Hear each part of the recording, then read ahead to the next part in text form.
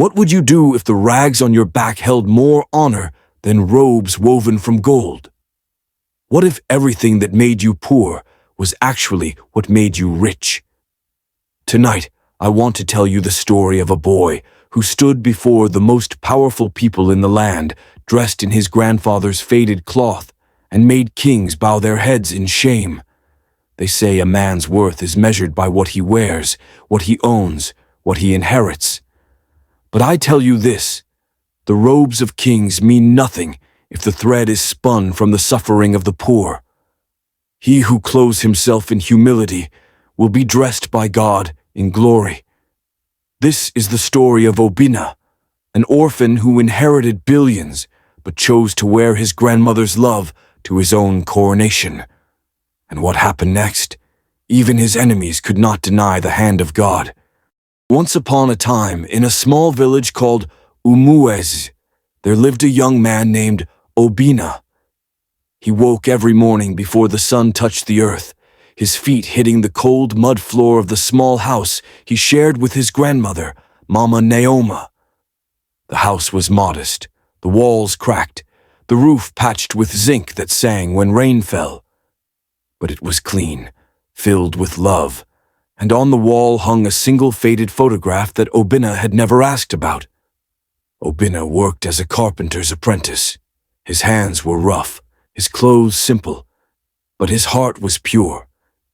Children followed him through the village paths, and elders trusted him with their small tasks. Yet there was always a quiet sadness in his eyes, a feeling that something was missing, that he was waiting for a life that never came. Before we dive in, can I ask you for a quick favor? This story took days of effort, writing, recording, editing, every moment crafted with care. Supporting me doesn't cost a thing, but it means the world. So if you enjoy what you're seeing, tap that like button, subscribe if you haven't yet, and drop a comment with your location. I'd love to know where you're tuning in from. I read every single one, and I'll be shouting out some of you in the next video. All right, let's get back to the story. One afternoon, something happened that would change Obinna's life forever. A sleek black Mercedes rolled into Umuez, its tires crunching against the dirt road like thunder. The village had never seen such a car. Women stopped pounding yam, children stopped playing, and men paused their conversations to stare. 3 men in expensive suits stepped out, asking for Obinna, son of Chukwuemeka. Obinna approached slowly, his heart pounding. Mama Naoma watched from the doorway, her hands trembling against the wooden frame. The lead man, Barrister Ease, explained everything. Obinna's father was Chukwuemeka Okonkwo, the firstborn son of Chief Mazi Okonkwo, one of the wealthiest men in the southeast. The chief had died 3 months ago, and Obinna, the grandson no one knew existed, was the sole heir to billions. Obinna laughed. It had to be a joke. But the barrister produced documents, photographs of a young man who looked exactly like Obinna, the same face that hung in the cracked photograph on Mama Naoma's wall. That night, Obinna confronted his grandmother, and the truth poured out through her tears. His father, Chukwuemeka, had fallen in love with a village girl against his family's wishes. When she became pregnant, the Okonkwo family rejected them both.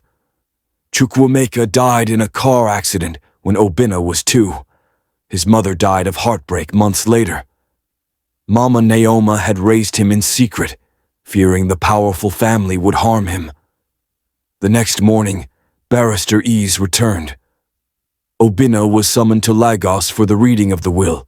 If he refused, he would forfeit everything. Mama Naoma, despite her fears, touched his face gently.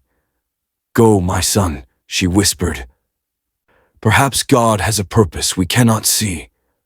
Before leaving, Obinna folded his grandfather's old agbada, a simple hand-woven cloth his grandmother had preserved for years, and placed it at the bottom of his bag, just in case. The Mercedes carried him away from everything he knew, through highways lined with wealth and poverty, until they arrived at the Okonkwo estate. Obinna's breath caught in his throat.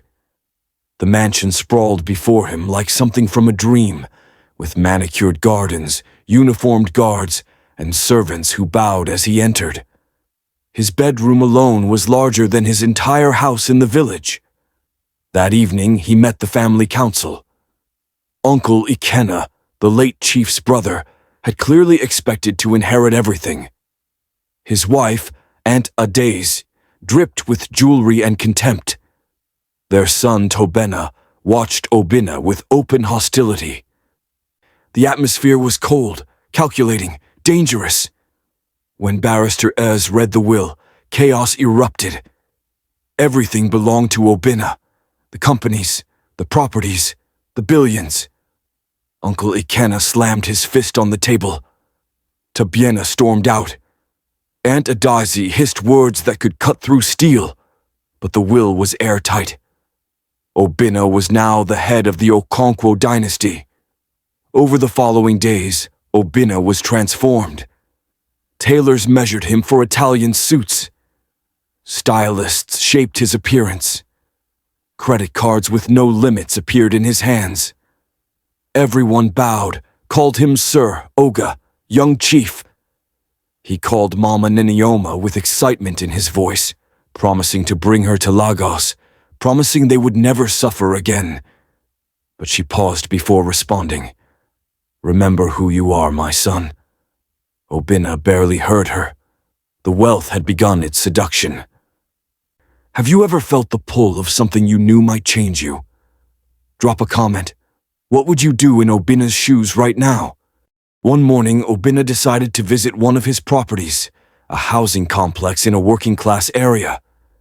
His assistant Kachi tried to stop him, but Obinna insisted. What he found broke something inside him. The buildings were crumbling. Sewage overflowed. Families lived 10 to a room. Rents had been raised every year while repairs were ignored. Security men beat any tenant who complained. An old woman grabbed his sleeve with desperate fingers. "You are the new Okonkwo." "Please, sir, my daughter died because we couldn't afford medicine after your family raised our rent. We have nothing left." Obinna pulled away, disturbed. That night sleep would not come. He visited a family factory next, a massive plant that employed hundreds. Workers were exhausted, underpaid, many missing fingers from unsafe machinery. 3 had died the previous year. No compensation was ever paid. Families were threatened into silence. A young man with a bandaged hand told him the truth. "The machine took my fingers, sir. They said if I complain, I lose my job." That night, Obinna found documents in his father's old study, records showing decades of exploitation, evicted tenants, crippled workers, stolen village lands. His grandfather's billions were built on blood and tears. He fell into troubled sleep and dreamed of his father as a young man, arguing with Chief Mazi Okonkwo. "This wealth is cursed, Papa. How many must suffer for our comfort?" The old chief slapped him. "Our ancestors sacrificed for this empire." The dream shifted. Obinna saw his father's car crash, not an accident, but a deliberate collision, a truck forcing him off the road. His father turned to look at him directly. "My son, don't wear their robes. Their glory is shame." Obinna woke gasping, sweat soaking through his sheets. If you believe no family's wealth should be built on the suffering of the innocent, tap that like button so this story reaches more hearts. The family announced a grand installation ceremony where Obinna would be presented to society as the new head of the dynasty. Politicians, celebrities, business leaders would attend. Tailors prepared ceremonial robes worth millions, gold thread, imported silk, hand-stitched by masters. But every time Obinna looked in the mirror during his fittings, he saw the old woman from the tenement, the young worker with missing fingers, his father's face from the dream. Aunt Adais approached him privately with honeyed words. She offered a deal. Sign over controlling shares to Uncle Ikenna, and Obinna could live comfortably as a figurehead. You are village-raised, she said. You don't understand this world. Let us handle things. You can keep your cars, your houses, your pleasures. The offer was tempting. Escape the burden, keep the luxury, avoid the weight of change. But then Kachi requested a private meeting. His assistant's face was troubled with guilt. He confessed everything. He had been planted by Uncle Ikenna to spy on Obinna and report his weaknesses. But seeing how Obinna treated him with kindness and respect had broken something in him. He could no longer continue the betrayal. They are planning something, sir, Kachi whispered. If you don't sign willingly, they will find another way. Be careful. Then came the words that shattered Obinna's world completely. Kachi revealed that Chukwuemeka's death was no accident. Uncle Ikenna had arranged the car crash to eliminate his brother, who had been planning to reform the family and redistribute its wealth. For 20 years, Uncle Ikenna had controlled everything, until the dying chief's guilty conscience put Obinna in the will. Obinna confronted his uncle privately, watching as Ikenna lied smoothly, playing the concerned elder. Obinna said nothing of what he knew, but walking away, he understood with perfect clarity. This man murdered my father, and he will destroy me the moment I become inconvenient. Family can be a blessing or a battlefield. If you've ever had to stand alone against those who should have protected you, hit that like button. You are not alone. The night before the installation, Obinna slipped away from the estate. He drove through darkness back to Umue's village. Mama Naoma was waiting on the veranda, as if she had known he would come. He collapsed into her arms and wept, telling her everything. The suffering he had witnessed, the truth about his father's murder, his confusion about what to do. She brought out an old wooden box and removed his grandfather's akbada. She told him the story. His grandfather had been a simple farmer who loved God and his neighbors. He died with nothing but was buried by the entire village because of how he had lived. Your grandfather had nothing, but everyone honored him, she said softly. Your Okonkwo grandfather had everything, but what honor will follow him to the grave? Obinna, it is not what you wear that makes you great. It is what you carry in your heart. That night Obinna slept in his old room and dreamed again. He saw the suffering ones, tenants and workers and villagers, gathered in a vast field, watching him. A child stepped forward. Will you remember us? Obinna knelt. I will not forget. Light filled the dream, a presence he could not name but felt in every part of his being. He woke with tears streaming down his face, finally certain of what he must do. He would reject the ceremonial robes. He would appear at his own installation in his grandfather's simple agbada. He would use the platform to expose everything and announce reforms that would transform the family legacy, even if it cost him his life. Sometimes the bravest thing you can do is refuse to wear a mask. If you believe in standing for truth, even when it costs you.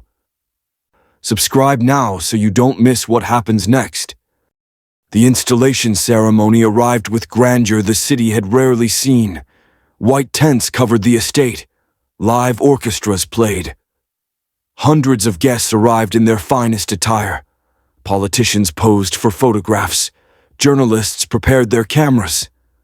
The Okonkwo family, dressed in matching ceremonial outfits, welcomed everyone like royalty. Uncle Ikenna was confident. Aunt Adaizi smiled her cold smile. Tobena joked with friends. They believed Obinna was broken, controllable, ready to play his part. But Obinna was nowhere to be found. Panic rippled through the family. Ikenna sent men searching. Guests whispered, The ceremony could not proceed without the heir. Just as Ikenna prepared to announce a delay, a murmur spread through the crowd. Obinna walked through the estate gates alone, on foot, wearing his grandfather's faded agbada. No entourage, no jewelry, simple village sandals, the clothes of a poor man. The crowd parted. Cameras flashed. Some guests laughed. Others stood confused. Obinna walked to the ceremonial stage, took the microphone, and faced them all. "You came here to see the new head of the Okonkwo family, dressed in robes of gold," he said. "But I will not wear those robes. Do you know why? Because they are woven with the tears of widows. That gold was bought with workers' blood. The silk came from the sweat of tenants who have nothing left. I cannot wear clothes that carry the suffering of the innocent." He produced documents. He named names. He revealed his father's murder, his uncle's conspiracy, decades of exploitation hidden behind charity galas and church donations. Uncle Ikenna lunged toward him, screaming. Security hesitated. The crowd watched, frozen. Obinna continued, his voice rising. He announced immediate changes, rent reductions and repairs for tenants, compensation for injured workers, return of stolen lands to villages, billions redirected toward education and hospitals for the poor. As he spoke, Uncle Ikenna pulled a hidden knife and charged. Screams erupted. Bodyguards moved too slowly, but Obinna stepped between them and grabbed his father's arm. "No, Papa, enough, it's enough." Uncle Ikenna crumbled, weeping, restrained by his own son. What would you have done in that moment? Would you have run, or would you have stood your ground? The sky, which had been cloudy all morning, suddenly broke. A single beam of sunlight fell directly on Obinna, standing in his simple agbada, bathing him in golden light. The crowd gasped. Some fell to their knees. An old pastor raised his hands. "This is the Lord's doing. He has vindicated the humble." Obinna did not claim the miracle. He simply bowed his head and whispered, "Thank you." The ceremony ended unlike any before. Guests left silent and reflective. News spread across the nation. The orphan who inherited billions and chose humility over glory. Uncle Ikenna was arrested. Investigations began. Obinna, transformed by his cousin's courage, became an ally in rebuilding the family's legacy the right way. Weeks later, Obinna brought Mama Neoma to Lagos, not to the grand estate, which was being converted into a community center, but to a modest house where they would live together. She watched workers rebuilding, tenants smiling, village children receiving scholarships they never dreamed possible. "You did it, my son," she whispered. "No, Mama. We did it. You raised me to know what mattered." Obinna stood at his father's grave, a simple headstone in the village cemetery beside his mother's. He placed flowers on both. "Papa," he said softly, "I didn't wear their robes. I hope you're proud." The wind stirred gently, carrying something that felt like an answer. And so the orphan who inherited billions became the richest man of all, not because of his bank account, but because of his soul. He learned what many forget, that the robes of kings mean nothing if the thread is spun from the suffering of the poor. He who clothes himself in humility will be dressed by God in glory.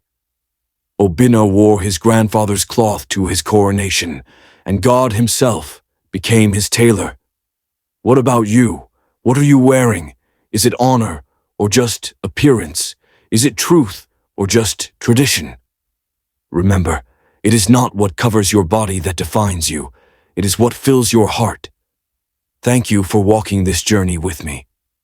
If this story moved you, if it made you think, if you believe the world needs more stories like this, please tap that like button, subscribe to this channel, and share this video with someone who needs to hear it today.